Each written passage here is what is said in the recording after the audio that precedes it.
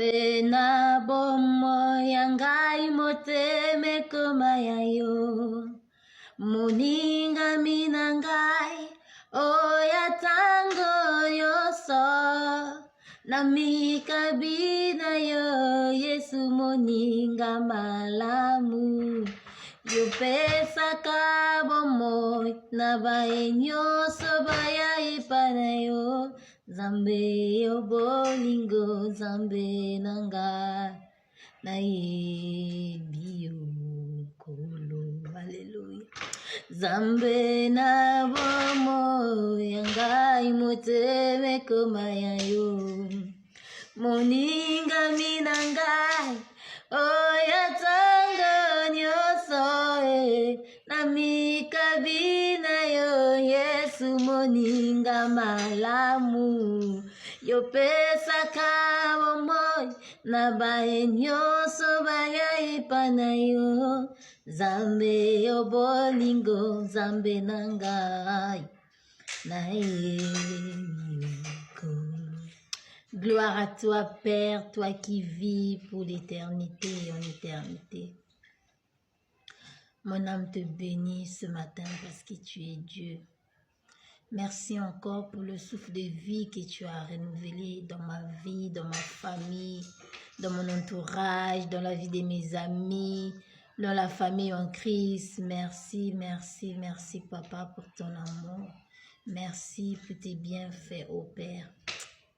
Toleki oyo bakufi na nini, toleki bango na eloko moko te, Nzambe aza bolingo a permettre que tolamuka mokola lelo yango nazoloba merci, merci vraiment matondo na nge mfumu, matondo tata Nzambe, matondo. Prends contrôle au Père de ma bouche, Seigneur, sanctifie, purifie cette vidéo par ton sang. Couvre-moi ta servante, ô Yahweh, par ton sang précieux de l'agneau, ô Père. Laisse que ce message, ce témoignage que je suis en train de témoigner, Papa, par changer la vie d'une personne, par toucher une personne, afin que lokumu ezonge pa na yo nzambe na bolingo. Alléluia, alléluia. Saint-Esprit, béni sois-tu, alléluia. Bien-aimé dans le Seigneur, je reviens pour la deuxième partie de mon témoignage, parce que le Seigneur est merveilleux. Comme je disais dans la première partie, je me suis arrêtée là où je disais que le Seigneur m'a donné vraiment la chance de vivre une troisième fois. Vraiment, c'est une grâce. Et cette grâce, je ne veux pas vraiment la laisser passer comme ça.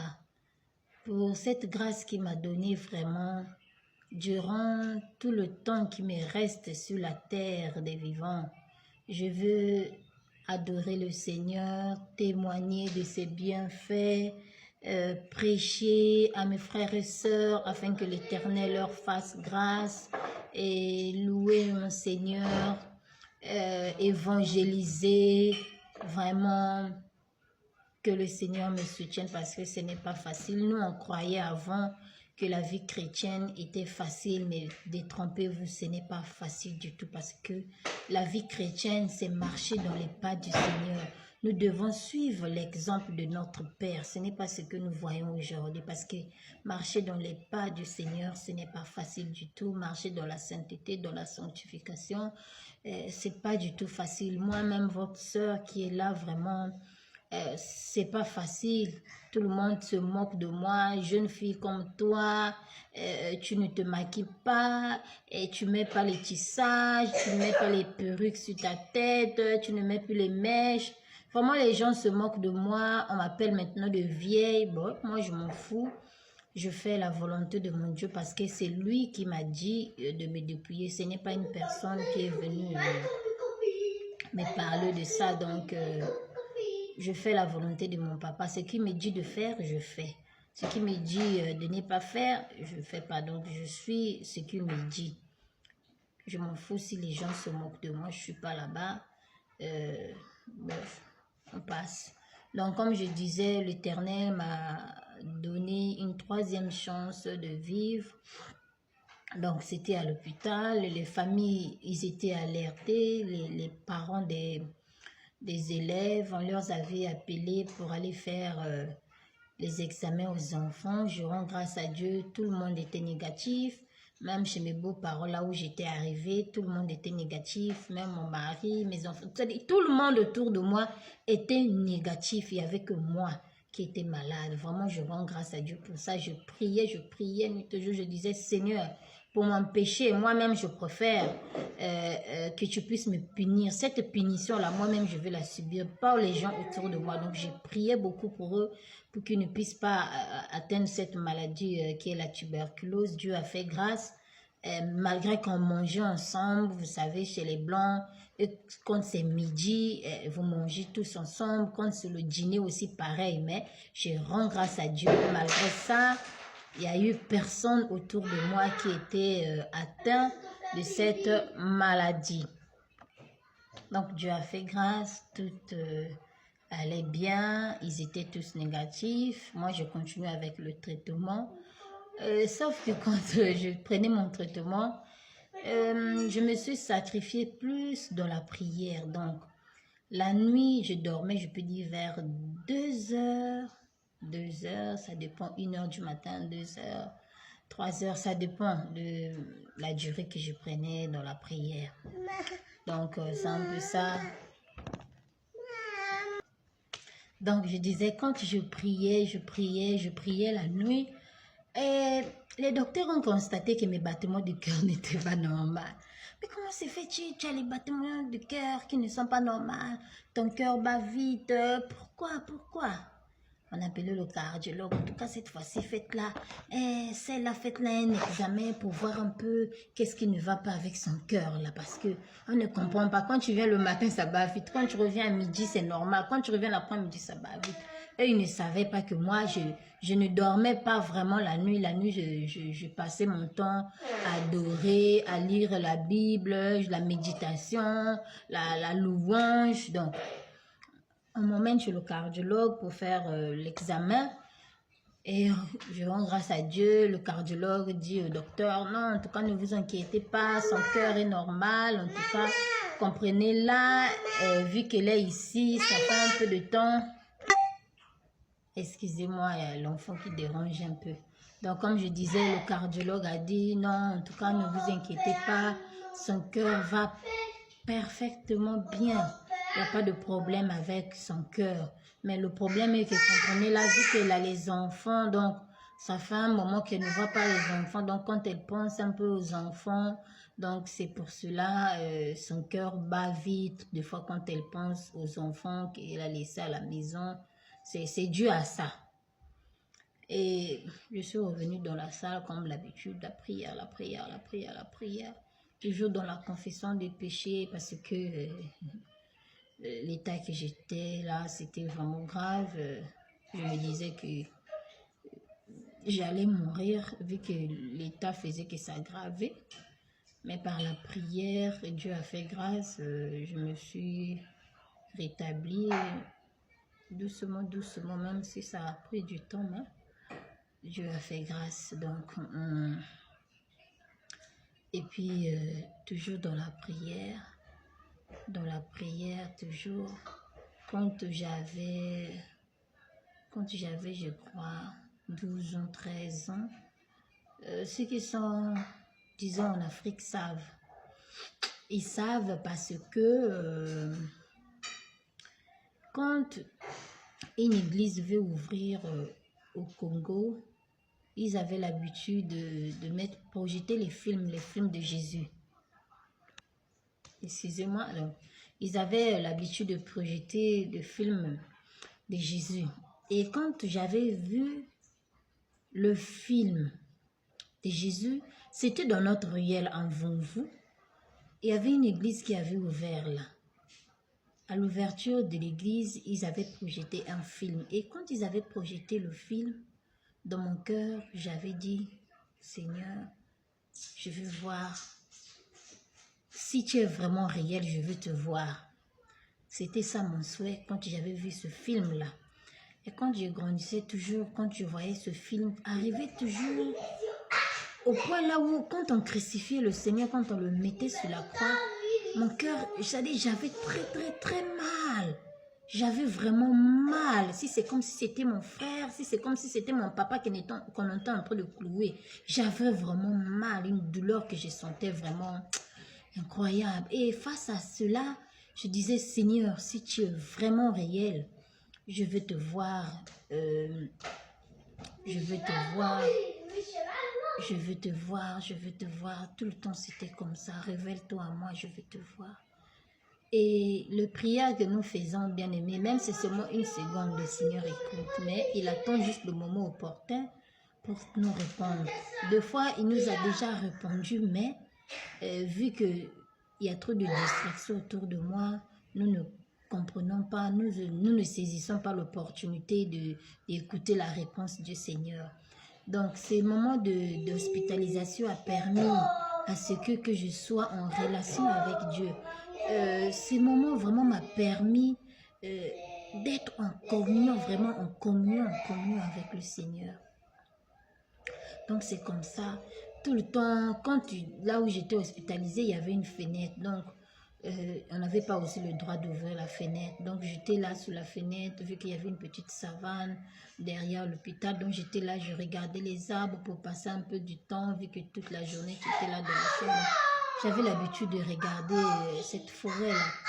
Et le Saint-Esprit avait l'habitude de me dire, regarde bien, ouvre tes yeux, regarde ce qu'il y a devant toi, regarde ce qu'il y a devant toi. Je ne voyais rien. Des fois, quand j'étais allongée sur le lit, le Saint-Esprit me dit, va à la fenêtre, regarde, il y a quelque chose qui est dehors, regarde, ouvre les yeux. Je ne voyais pas, je ne voyais pas. Mes yeux étaient bandés, je ne voyais pas. Et un jour, j'étais en train de suivre la prière du pasteur Marcelo Tounassi. Bon, c'est à l'hôpital que j'ai connu le pasteur Marcelo Tounassi et le défunt pasteur aussi qui est décédé là, comment il s'appelle déjà, j'ai oublié. Donc j'avais l'habitude de suivre leur nuit de prière en direct. Et ce jour-là, je suivais la nuit de prière en direct. Ils étaient au moment de louange. J'étais en train de louer, je dansais dans la salle de l'hôpital.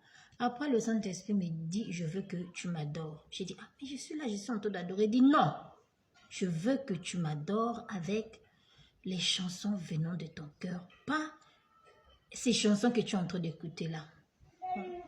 En ce moment-là, je ne savais pas pourquoi il m'interdisait de le louer avec les chants que j'étais en train d'écouter à l'église, la compassion, je ne savais pas pourquoi. Et c'est maintenant que j'ai compris, bien aimé dans le Seigneur, entre parenthèses. Aujourd'hui, nous avons beaucoup des sœurs plutôt, des chantres, on leur appelle maintenant les gospels, qui louent, qui chantent pour le Seigneur. Mais en réalité, ils ne chantent pas pour le Seigneur. Pourquoi je dis ça? Le Seigneur connaît plus que nous. Nous sommes limités, notre intelligence est limitée, notre sagesse est limitée. Lui, le Seigneur, s'il te dit de ne pas écouter ces chants-là, il sait pourquoi. Si le Seigneur te dit, par exemple, le matin tu veux sortir, il te dit ne prends pas ta voiture, marche à pied, il sait pourquoi.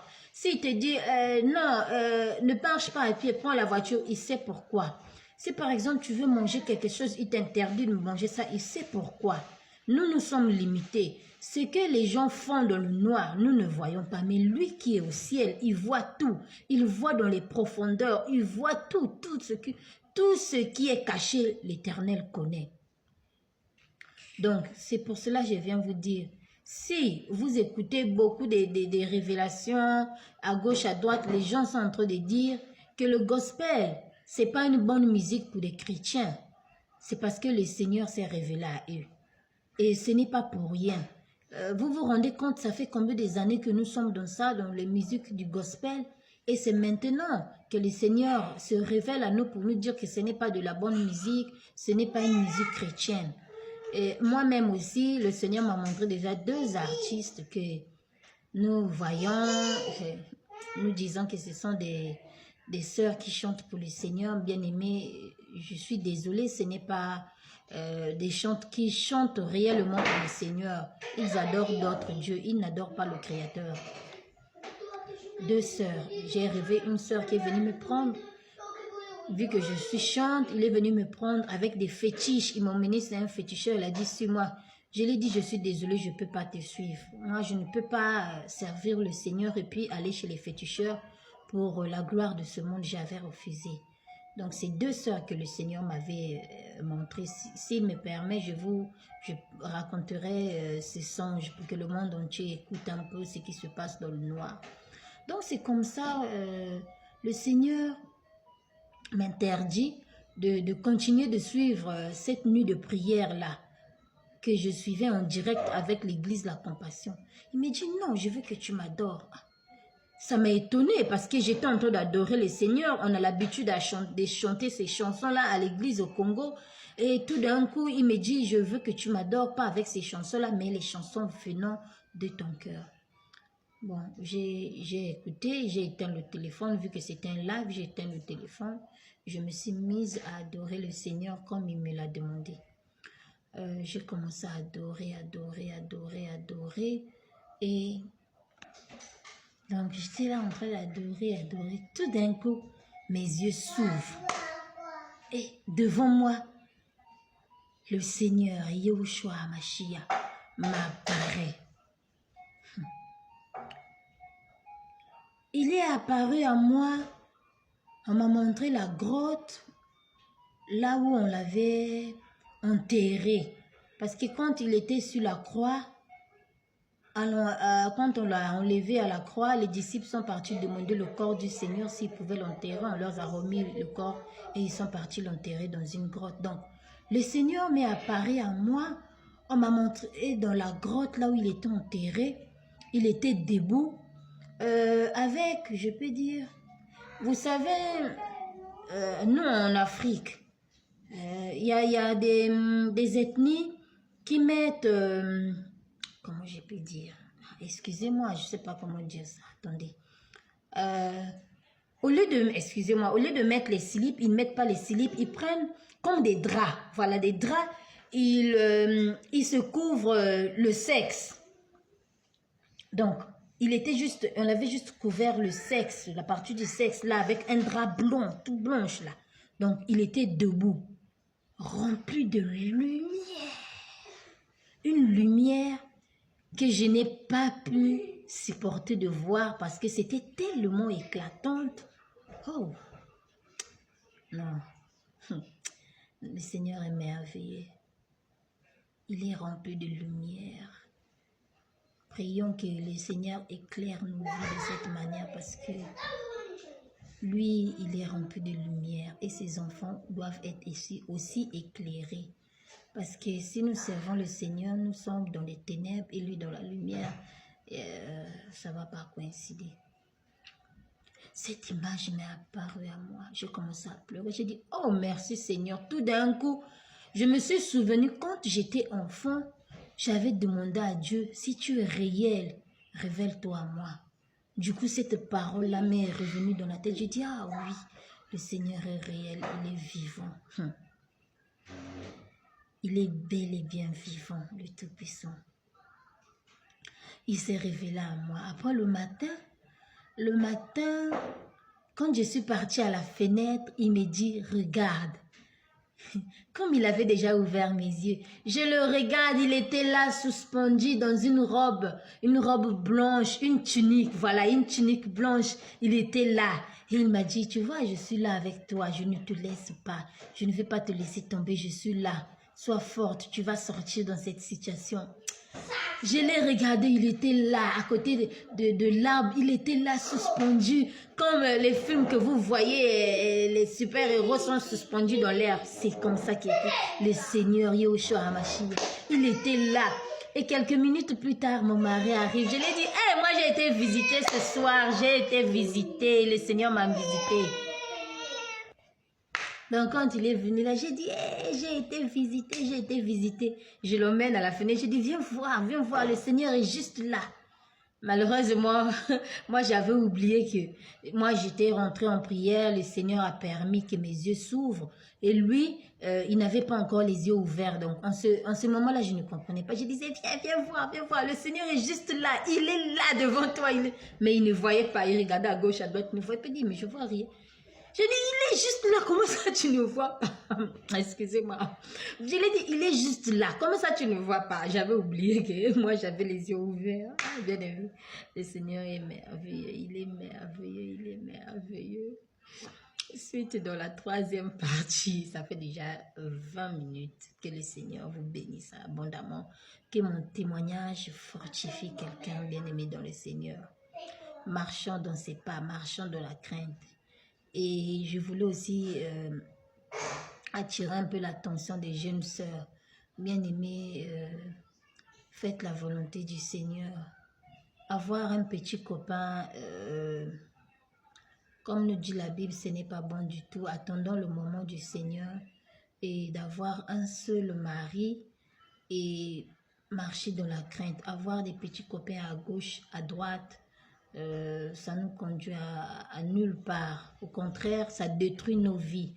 Parce que beaucoup de jeunes filles ne savent pas aujourd'hui le fait d'aller avec un homme, que ça soit jeune, que ça soit marié. Au fait, quand deux personnes s'unissent, il y a changement d'esprit.